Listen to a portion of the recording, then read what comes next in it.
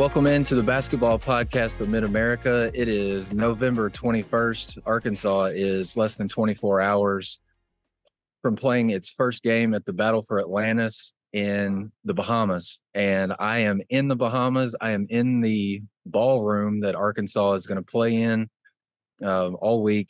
There is a drone flying back behind my head. I'm not exactly sure why. There was another guy that was up on a ladder changing out the nets and stuff because the women's tournament finished up last night when I was here, or when I first got in to the Bahamas, walked over to the resort and caught a little bit of the last game.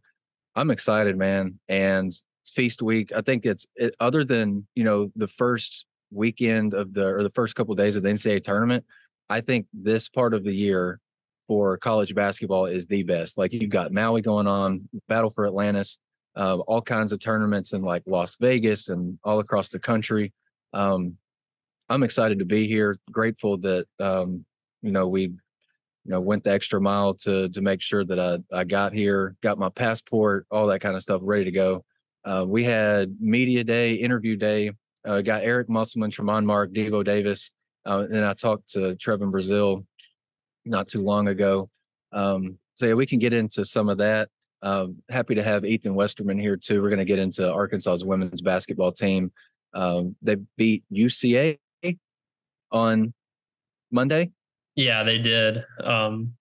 We can get into that pretty soon. But first, before we get into maybe the Stanford preview and get into Arkansas's women beating UCA.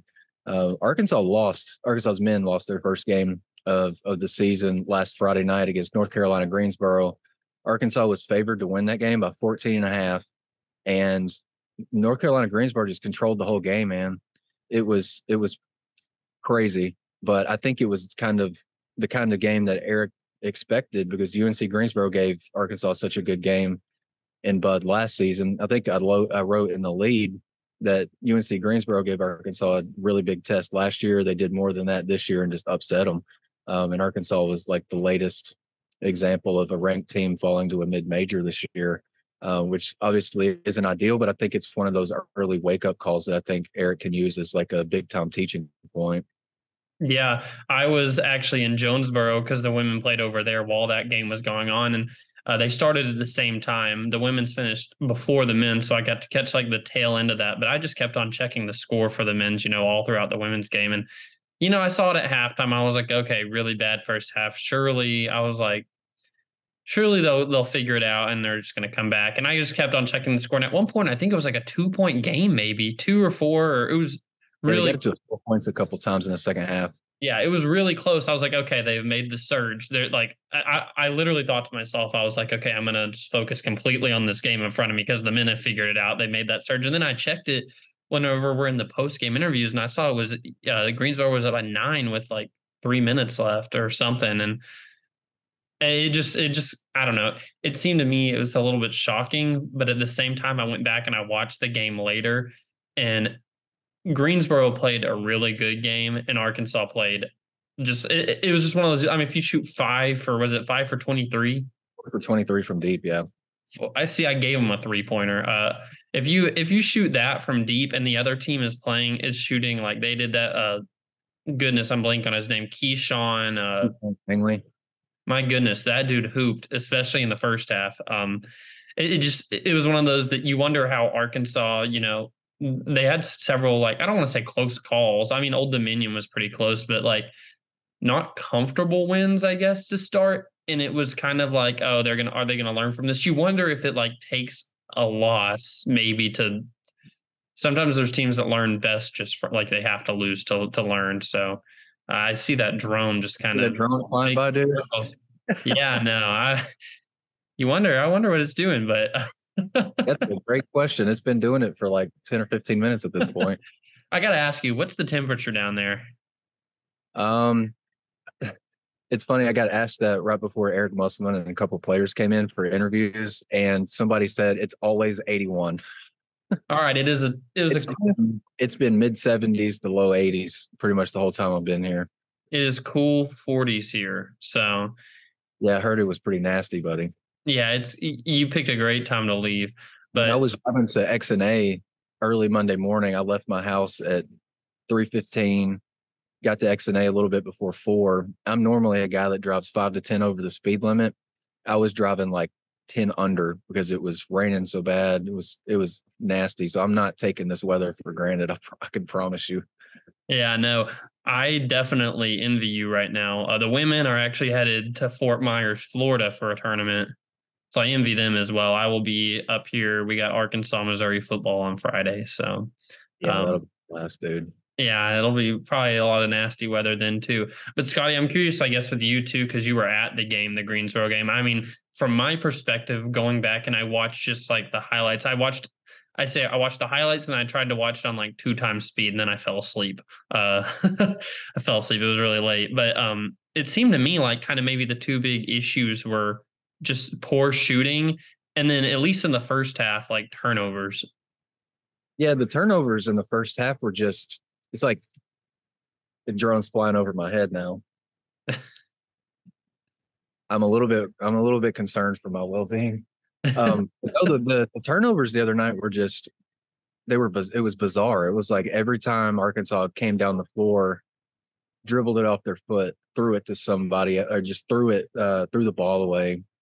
Lots of live ball turnovers. You know what I mean?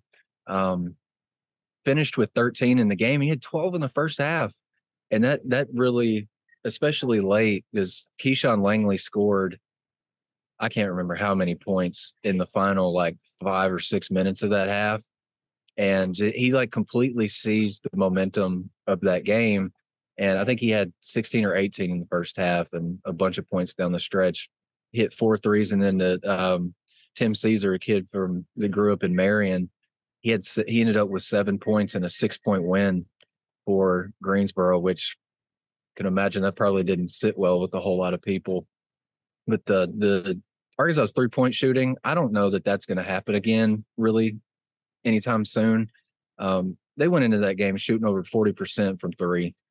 And then I think at one point Arkansas missed 14 in a row. And I think at one point they were 1 for 17.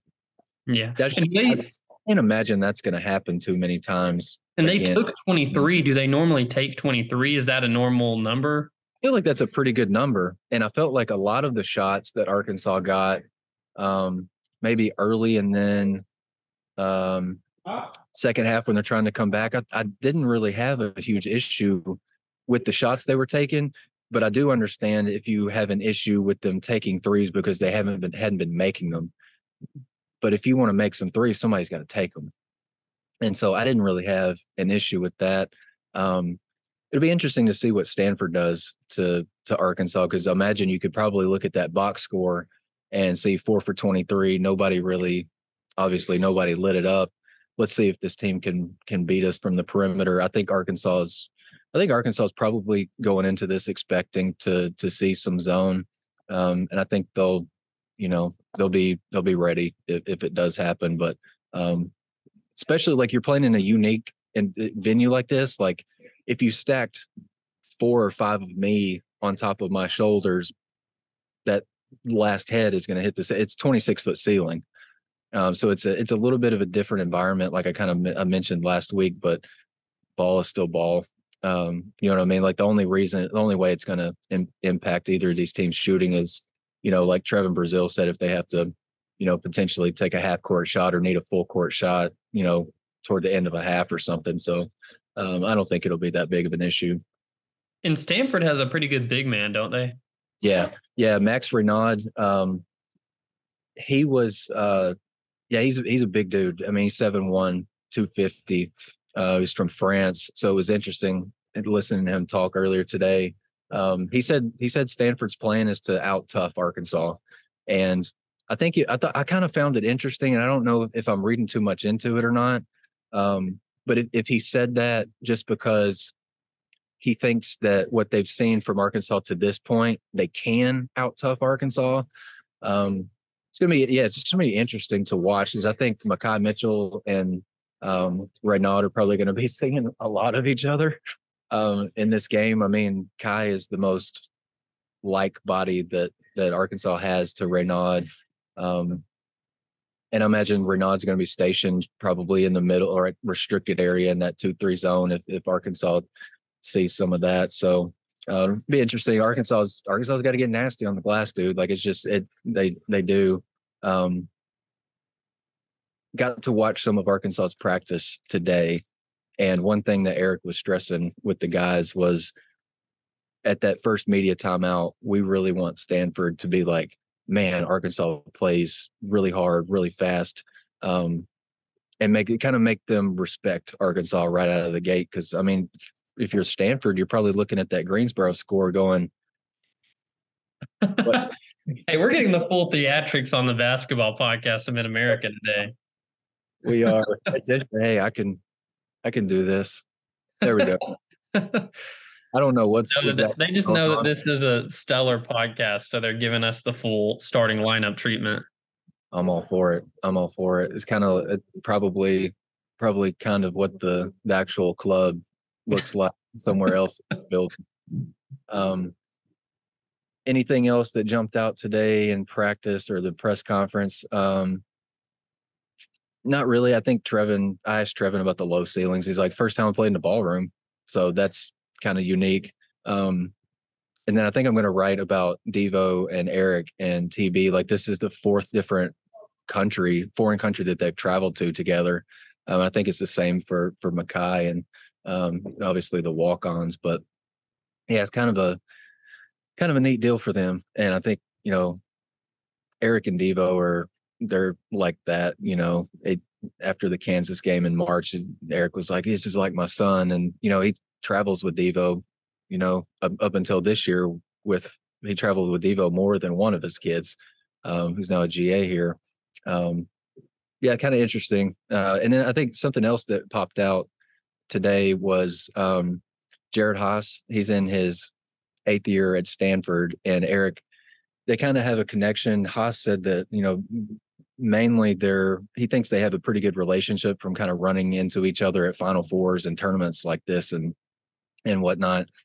But Eric said that Haas is one of the reasons that he doesn't really like to play those closed door scrimmages in the preseason, because Eric took maybe his first Nevada team, probably his first Division I game experience, even though it was a non-counting game, first Division I college experience as a head coach, took his Nevada team to Palo Alto, and he said they got pounded.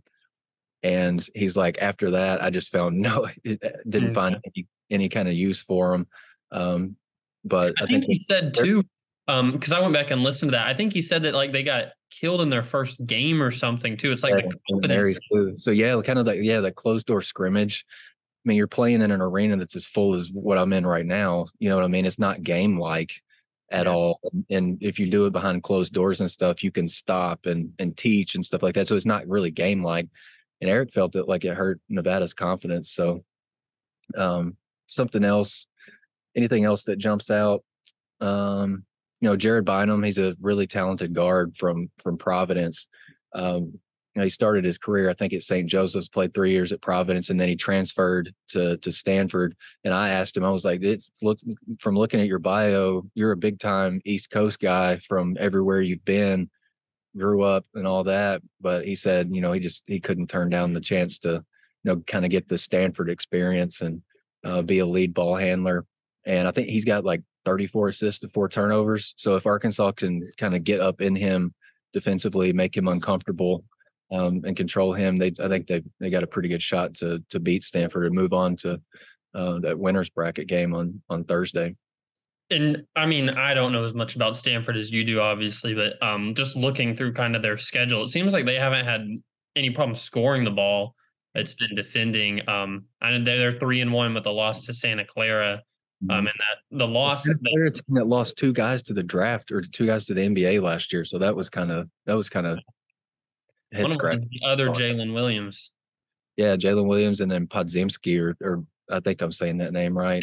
But they held Stanford to 77 in that game, and that it kind of seems like for Stanford they need to get it like in the 80s, because their final scores were like 88-79, 91-73, they lost 89-77, then they won 95-70. So teams are scoring against them, it seems like.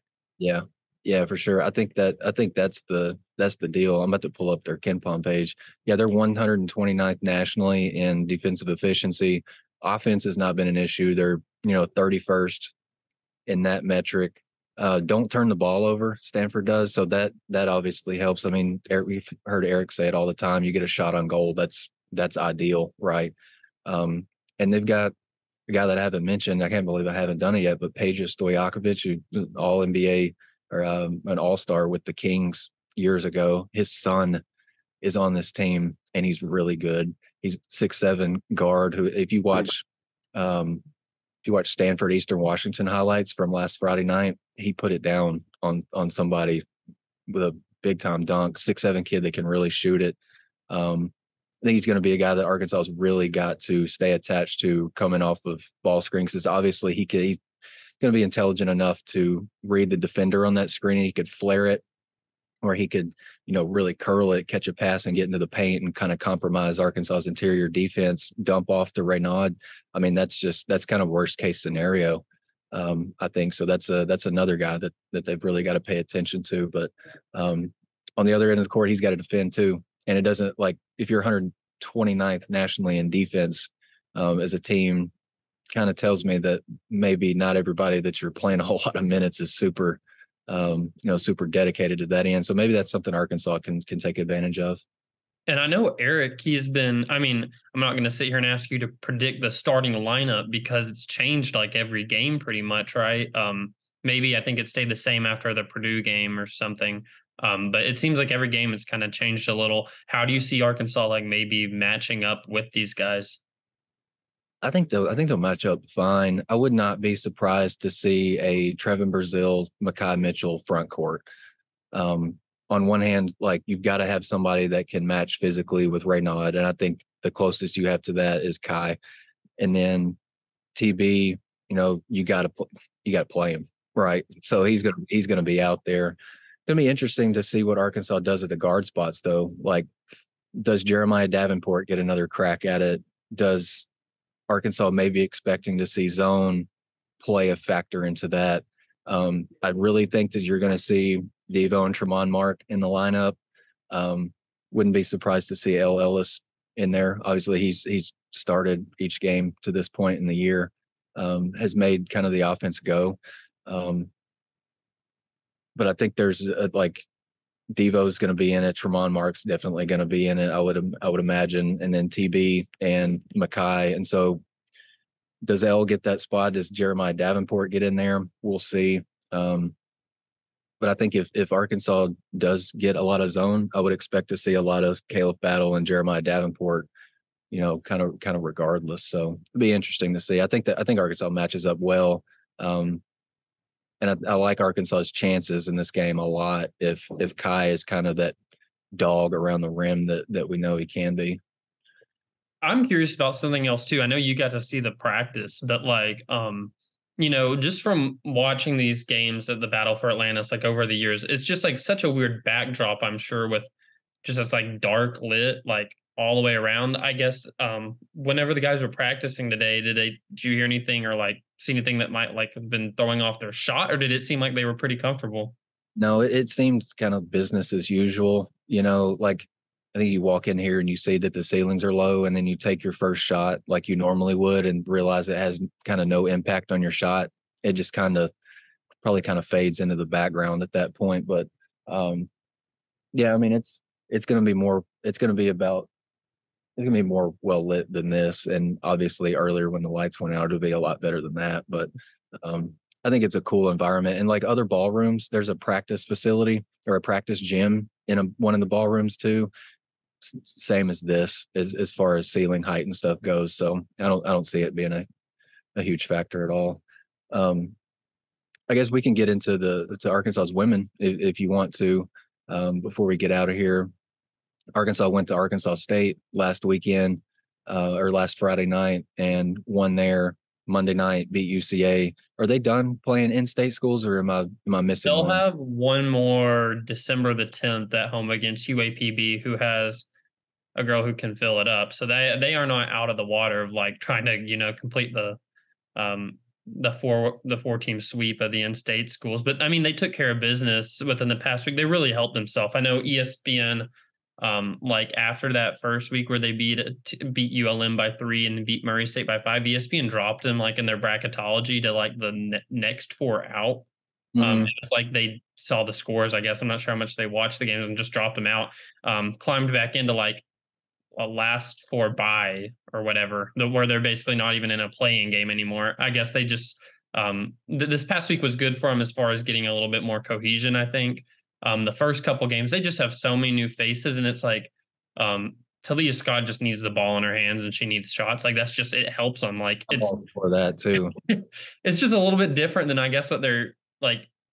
They just haven't had a person like that since I think like Chelsea Dungy was there for him. Just somebody that's like, let him go to work, and you'll get buckets. She's shooting almost 50% on the year. And she's taking, I mean, a lot of those makes are layups, but she's also making some just tough pull-up jumpers. It's crazy because she's like, the shots she's struggling the most with right now are open threes. And you just wonder, like, because in high school, she just filled it up. Like it's like sometimes she would dribble down the court, and if nobody's on her, it's just pull up and just make them pay. And so you wonder if she starts hitting these open threes, then what this team looks like. But yeah, they took care of business at A-State. They fell down early in that game. I kind of expected maybe a little bit of a struggle just off the start, just kind of first road game. And they were kind of amped up over there. I mean, to have Arkansas in town, but Sure. then they had a big second quarter and just kind of didn't look back from there. They started hitting shots too from 3. They'd really struggled the first like 3 games shooting from 3. They kind of found their touch the past 2 games, and the biggest part for me has been Sailor Poffenbarger, who led Division I in defensive rebounding entering yesterday. She only got 6 rebounds yesterday, so she probably dropped down. But she started hitting some shots. She like made her first 3 3-pointers yesterday. And if they can get like her or maybe one other player just consistently hitting threes, then they're going to be a really tough team to beat, just because they can score a lot of ways. But yeah, they took. I mean, it's hard to right now like say much other than they took care of business. Coach Neighbors likes to like break up he's done this ever since he's been a coach, but he likes to break up his schedules kind of into little increments, like just to make it a little more like vision minded for the team. So like he had the first 5 games of the year were their own little block, and he preps for those first 5. And it's kind of like he has goals for what he wants to see in each stretch. So they got through with their first stretch now. And I mean, to come out 5-0, I think is what probably most people expected. But you can never take it for granted. I mean, we're sitting here talking about the men who I'm sure they wanted to go to the Bahamas undefeated. And I mean, they got the women, they took care of business as far as they won games, and they didn't have a team just come in there and shock them. So, they did that. Now they're on their next little stretch where they're going to play in Fort Myers this week. They'll have Wisconsin on Friday, and then the winner or loser, depending, it's like a bracket setup of Boston College and Marquette. And then they have a tough 4-game stretch. They have that. Then they'll play number 12, Florida State on the road. That's the ACC SEC Challenge. And then they'll turn around and host number 2 UCLA on a Sunday. So they made it through the first 5 games how you would expect them to. Now it gets real, and we'll learn a lot about that team. But Talia Scott won Freshman of the Week in the SEC this year, which is saying, or Freshman of the Week this week. I said one Freshman of the Week this year. I'm getting ahead of myself. I think she's going to have a strong case at the end of the year. But it's impressive that she won Freshman of the Week this week, considering that LSU had a girl, Michaela Williams, who dropped 42 points to set an LSU freshman record. And Talia Scott won Freshman of the Week. So she's a bucket. I don't know what else to really say about her other than she's going to go get you a bucket. Sure. Yeah. Love that about a player for sure. Yeah. Real quick, and then we'll get out of here. What's so Arkansas's women going to the Fort Myers tip-off. Arkansas is obviously a battle for Atlantis. Predictions for you can pick the women, and I'll take the men. I think Arkansas's got a good shot. I think Arkansas's got a good shot to win this thing. I really do. And I'm not super concerned about last week. I honestly think it was maybe one of those one-off type games. I think Arkansas is going to do a lot of learning and growing at this tournament. I think Arkansas's depth is going to have to come up. Obviously, when you're playing back-to-back days against good competition, you're definitely going to need that. I think Arkansas can win it. I think they'll beat Stanford.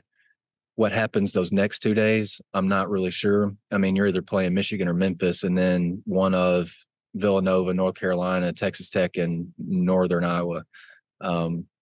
So it's going to be a tough task. Can Arkansas do it? I think they can, but I think ultimately, I think Arkansas leaves. I think they leave Atlantis 2-1.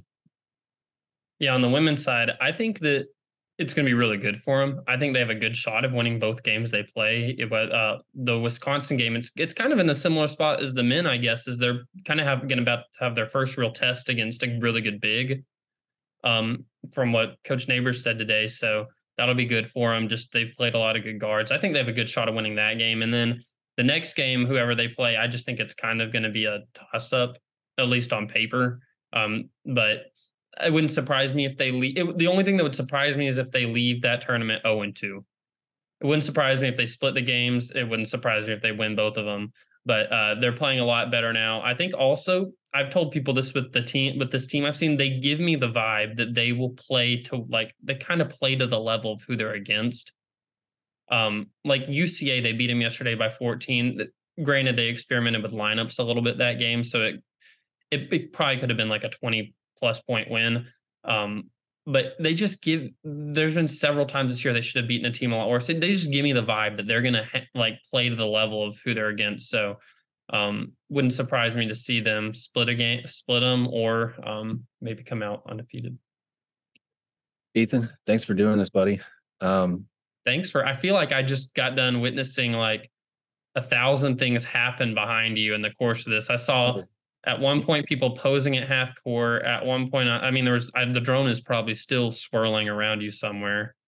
Somebody starting lineup, Disney introduction, Yeah, but I guess they were making sure that the introduction lights were working. I don't really know. That drone is not in here anymore. Somebody flew it out. Thank goodness. I was worried it was going to hawk me when I left. Appreciate you doing this. Obviously, you can keep it locked at wholehogsports.com for coverage from Battle for Atlantis. I just put a notebook in there about Arkansas's travel day, which was on Monday, and it was less than ideal. Did not get to practice on Monday. I've got more on that and several other notes from today's media availability in there. Obviously, you can follow Ethan's coverage of Arkansas's women's basketball team going to Fort Myers this week. And then, of course, Arkansas closes the regular season in football against Missouri. We will have coverage of that, even though seems like a pretty non-consequential game at this point. No bowl eligibility, but we'll definitely have coverage of that game on Friday, definitely from somebody in the Hog Sports Network. So keep it locked there. For Ethan Westerman, I'm Scottie Bordelon signing off from Nassau, Bahamas. We will catch you guys next time on the Basketball Podcast of Mid-America.